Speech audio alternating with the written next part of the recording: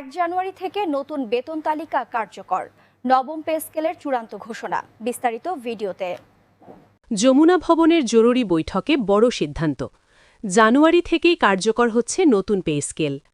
১.৪ অনুপাতে বেতন বৃদ্ধি, পেনশন ভাতা ৯৫% ও বাড়তি চিকিৎসা সুবিধা। আসসালামু আলাইকুম। আপনি যদি একজন সরকারি চাকরিজীবী হয়ে থাকেন তাহলে ভিডিওটি আপনার জন্য। ভিডিওটিতে একটা লাইক দিয়ে সম্পূর্ণ দেখুন।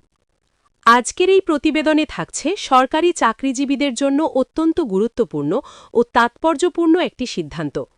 যমুনা ভবনে অনুষ্ঠিত এক জরুরি বৈঠকে আজ বড় ঘোষণা দিয়েছেন প্রধান উপদেষ্টা ড. মুহাম্মদ ইউনুস। দীর্ঘদিনের আলোচনা, দাবি ও আন্দোলনের প্রেক্ষাপটে অবশেষে পে স্কেল কার্যক্রম বাস্তবায়নের চূড়ান্ত সিদ্ধান্ত এল। আজকের এই বৈঠককে ঘিরেই সকাল থেকেই যমুনা ভবনে ছিল ব্যাপক তৎপরতা। অর্থ উপদেষ্টা, সংশ্লিষ্ট মন্ত্রণালয়ের ঊর্ধ্বতন কর্মকর্তা এবং নীতি নির্ধারক পর্যায়ের প্রতিনিধিদের উপস্থিতিতে অনুষ্ঠিত হয় এই গুরুত্বপূর্ণ সভা।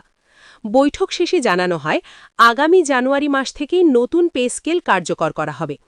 ড. ইউনুস তার বক্তব্যে বলেন, দেশের সরকারি কর্মচারীরা দীর্ঘদিন ধরে যে আর্থিক বৈষম্য ও জীবনযাত্রার ব্যয় বৃদ্ধির চাপ মোকাবিলা করছেন, সেটি বিবেচনায় নিয়েই এই সিদ্ধান্ত নেওয়া হয়েছে। তিনি আরও বলেন, সরকারের লক্ষ্য শুধু বেতন বাড়ানো নয়, বরং কর্মচারীদের সম্মানজনক জীবনযাত্রা নিশ্চিত করা।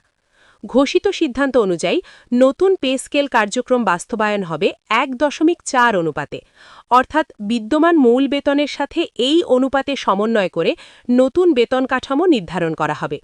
এতে সব গ্রেডের কর্মচারীরাই সরাসরি উপকৃত হবেন বলে জানানো হয়েছে।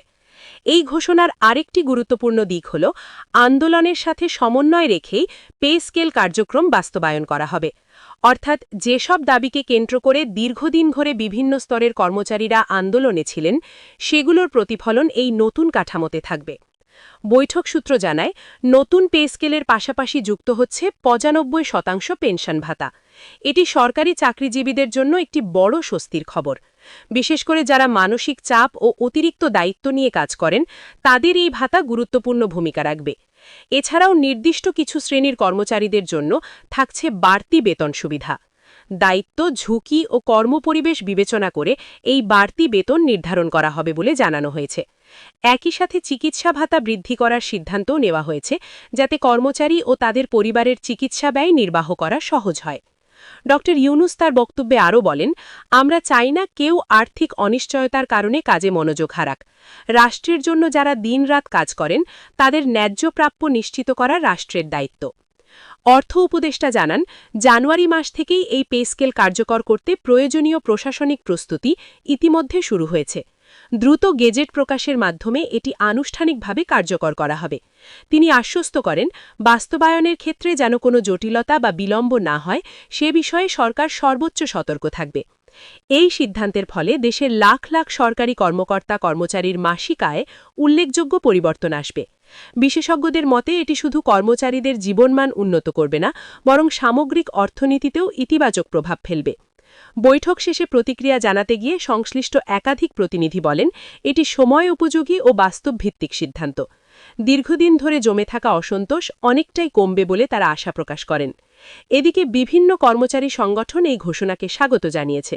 তারা বলছে, আন্দোলনের মাধ্যমে যে দাবিগুলো তুলে ধরা হয়েছিল, তার বাস্তব প্রতিফলন এই নতুন পে স্কেলে দেখা যাচ্ছে। তবে তারা বাস্তবায়নের দিকে নজর রাখার কথাও উল্লেখ করেছেন।